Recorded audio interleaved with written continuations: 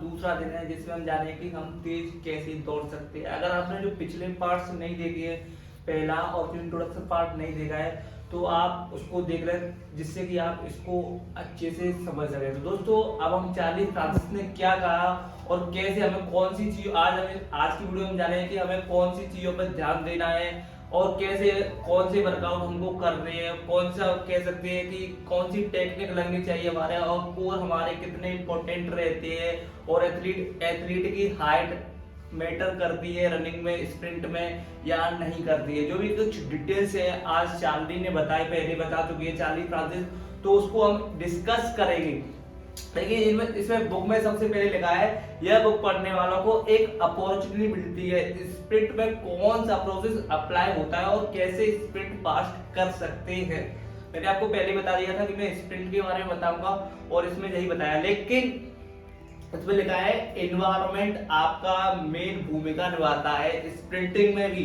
क्योंकि दोस्तों आपका अगर एनवायरनमेंट मतलब आपके जो लोग हैं इर्द गिर्द, जो कि आपके पिद्दियां हैं, जो भी कुछ लोग हैं वो किस तरीके हैं, क्या आपको वो वास्तव में मोटिवेट करते हैं, क्या वो वास्तव में आपको आगे बढ़ाना चाहते हैं। तो environment is the main factor that's depend in sprinting. क्योंकि दोस्तों एनवायरनमेंट बहुत ही ज्यादा मेन भूमिका निभाता है जिसमें कि स्प्रिंटिंग बहुत ज्यादा स्प्रिंटिंग में बहुत ज्यादा इफेक्ट लाती है। तो दोस्तों सबसे पहले कुछ मिथ्स निकल के आए, मैंने कुछ डिस्कस नहीं कर, कुछ गलत फहमियां निकल के आई। तो जो लोग थे उनकी गलत फहमियां निकल के आई स्प्रिंटर के प्रति। इसमें एक सबसे पहली बात निकल के आई कि जो स्प्रिंटर होते हैं उनका जन्म होता है, स्प्रिंटर बनाए नहीं जाते। लेकिन आपको एक बात बताऊं, इसमें लिखा है जो गलत फहमी थी लोगों की, क्योंकि ये बुक क्वेश्चन और आंसर के हिसाब से तो इसमें दोनों बात लिखी है। तो कुछ लोगों का कहना था कि स्प्रिंटर का जन्म होता है, स्प्रिंटर बनाए नहीं जाते। लेकिन बुक में लिखा है कि एथलीट की बॉडी में दो फाइबर होते हैं, एक होता है रेड ट्विस्ट फाइबर और दोस्तों दूसरा होता है स्लो व्हाइट ट्विस्ट फाइबर।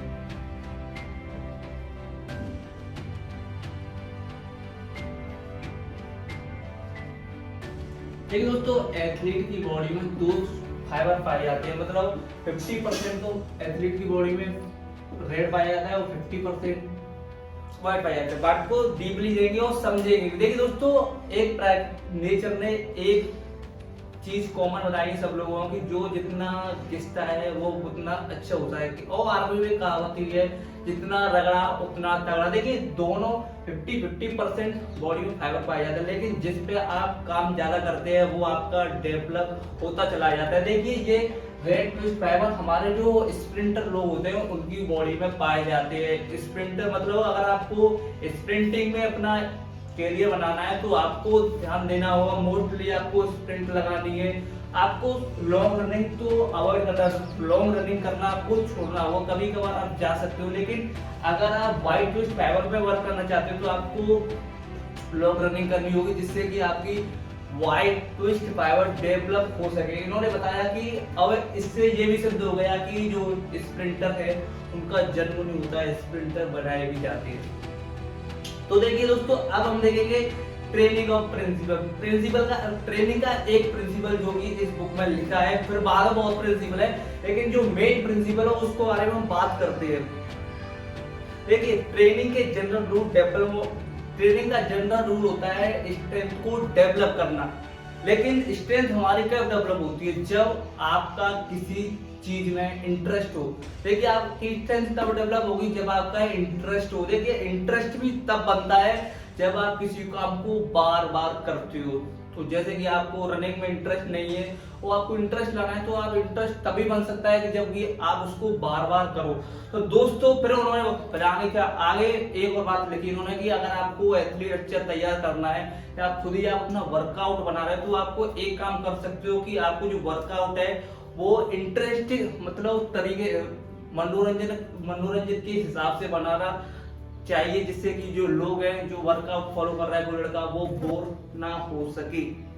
तो दोस्तों अब आगे लिखा है कि at what age sprinter peak इसमें लिखा है कि कौन सी एज तक स्प्रिंटर अपनी पीक तक जाता है, कौन सी एज तक जो स्प्रिंटर है वो अपनी परफॉर्मेंस अचीव कर सकता है। देखिए इसमें लिखा है कि जो 22 एज होती है, 22 ईयर का जो एथलीट हो जाता है तो वो स्प्रिंटर होता है, वो अपनी एज मतलब अपनी बढ़िया परफॉर्मेंस पे पहुंच जाता है। इसके बाद 28 ईयर तक यानी 20 एज का जो एथलीट हो जाता है तो वहां तक आपकी स्ट्रेंथ डेवलप होती है। लेकिन जो एक एवरेज बढ़िया है, इसमें लिखा है कि 14 से लेके 20 तक जो एज होती है जिसमें कि एथलीट होता है उसकी परफॉर्मेंस बहुत जल्दी इंक्रीज होती है। अब इसमें लिखा है आपके कोर से रिलेटेड ट्रेनिंग से, कोर के लिए ट्रेनिंग करना आपके लिए क्या विचार है। तो इसमें लिखा है मेरे विचार है कि यह सेंटर डेवलपमेंट सिस्टम होता है और यह वेट ट्रेनिंग से पहले डेवलप करना चाहिए। ग्राउंड में स्ट्रेंथ वर्कआउट सर्किट ट्रेनिंग करा सकते हैं लेकिन कोर ट्रेनिंग फर्स्ट। लेकिन मैच्योर एथलीट में कोर वर्क से पावर डेवलप होती है, explosive work through high intensity work. इसमें लिखा है कि आपको सबसे पहले अपने कोर पे ध्यान देना चाहिए तभी। और जो मैच्योर एथलीट होते हैं जो कि बहुत सालों से तैयारी कर रहे हैं, उनकी जो कोर को स्ट्रॉन्ग करेंगे तो ये अपनी जो पावर रनिंग करते समय वो भी डेवलप कर सकते हैं। तो गाइस एथलीट की बॉडी खुद बताती है कि आपको कौन सा वर्कआउट फॉलो करना चाहिए। अगर आप मीसोमोर पे हैं या हेविली है तो आपको पावर वर्क पे ज्यादा फोकस देना चाहिए। अगर आप स्ट्रॉन्गर भी हैं तो आपको अपने वीक पॉइंट पे फोकस कर सकते हैं। लेकिन दोस्तों इसमें आगे लिखा है, मैं आपको बताना चाहता हूँ कोर और central body training is not limited for weight training. हमें काम करना होगा CNS, central nervous system related work for development of body control. हमें ये हमारा ये कोर्स है, हम ये तैयारी कर रहे हैं, अपने कोर को स्ट्रॉन्ग कर रहे हैं, ये हमारे लिए लिमिटेड नहीं रहेगा, हमें अपने सेंट्रल नर्वस सिस्टम पे भी काम करना होगा। और लिखा है और साथ में मस्कुलर एंडोरेंस रिलेटेड वर्क भी करना होगा जिसमें शामिल है tempo run, medicine ball throw and variety of different types of abdominal work. इसमें कोई इक्विपमेंट की रिक्वायरमेंट नहीं है, आसानी से आप कर सकते हो। और अब ये इसमें लिखा है tempo running, medicine ball throw, मतलब ज्यादा इक्विपमेंट की इसमें जरूरत नहीं है। और एब्डोमिनल वर्क के लिए तो आपको कोई इक्विपमेंट की जरूरत पड़ेगी नहीं, आप ऐसे ही कर सकते हो। अब इसमें लिखा है क्या हाइट मैटर करती है एथलीट की स्प्रिंट की परफॉर्मेंस पे। तो बहुत ही ज्यादा अच्छा टॉपिक है जो कि लोगों के कमेंट भी आते हैं कि भैया क्या हाइट मैटर करती है, कि हमारी स्प्रिंटिंग में हाइट है तभी हम अच्छे दौड़ सकते हैं, या हमारी हाइट कम है तो तभी हम अच्छा दौड़ सकते हैं। देखिए बहुत ही ज्यादा अच्छा और इम्पोर्टेंट टॉपिक है। देखिए हाइट हमारी डिपेंड करती है, वो अच्छे तरीके से करती है। देखिए अगर आपकी हाइट कम है तो आप जो स्टार्टिंग पॉइंट है, स्टार्टिंग फेज है, वो आप अच्छे तरीके से ले सकते हो। लेकिन वहीं देखिए दोनों में थोड़ा अंतर है, लेकिन हाइट मैटर तो करती है, लेकिन हाइट अगर मैटर करती है, देखिए दोस्तों हाइट मैटर करती है दोस्तों।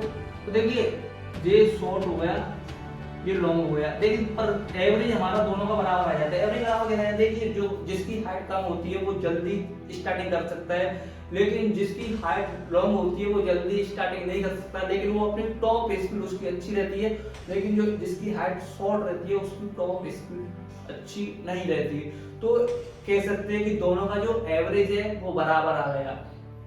अब कह सकते हैं कि हाइट हमारी मैटर ही नहीं करती स्प्रिंटिंग में। क्यों मैटर इसलिए नहीं करती कि जिसकी शॉर्ट हाइट होती है वो जल्दी अपनी स्टार्टिंग कर लेता है, और जिसकी लॉन्ग मतलब हाइट ज्यादा होती है उसकी जो टॉप स्पीड है वो शॉर्ट वाले से ज्यादा होती है। तो दोस्तों अब हम देखेंगे athlete development and talent identification. इसमें आगे लिखा है endurance work must be carefully limited to light. Endurance work हमको लिमिटेड हल्का करना चाहिए और medium volume power related work for young athlete. देखिए पावर रिलेटेड वर्क हमको कम करना चाहिए, और लेकिन एंडोरेंस लिखा है इसमें कि हम पावर रेटेड वो करा सकते हैं, लेकिन कम करा सकते हैं। जो अर्ली ज्यादा, इतना ज्यादा भी नहीं कराना है उसको, आप पावर रेटेड वर्क भी कर रहे हो। लेकिन इसमें लिखा है कि एंडोरेंस रेटेड वर्क तो आपको बहुत ही कम कराना चाहिए। जैसे कि इसमें लिखा है वाइड ट्विस्ट फाइबर डेवलप हो गया, जो कि स्प्रिंटिंग में काम नहीं आती है। और देखिए दोस्तों, इसमें लिखा है लाइट मेडिसिन बॉल आप करा सकते हो, जो कि स्प्रिंटिंग में काम आती है। This can be saturated to develop power capability in lower body and upper body। और देखिए, आप अपने कोर की भी बात कर रहे हैं तो मेडिसिन बहुत थ्रू करा सकते हो, जिसमें कि अपर बॉडी और लोअर बॉडी के लिए जो पावर है वो डेवलप होगी। इसमें लिखा है speed endurance should be perform by younger athlete over distance 150। हमें स्पीड एंडोरेंस वर्क कराना चाहिए जिसकी डिस्टेंस हमारी 150 मीटर होनी चाहिए। रिमेंबर, इसमें लिखा है remember a short athlete will show early development that tall athlete take a time because of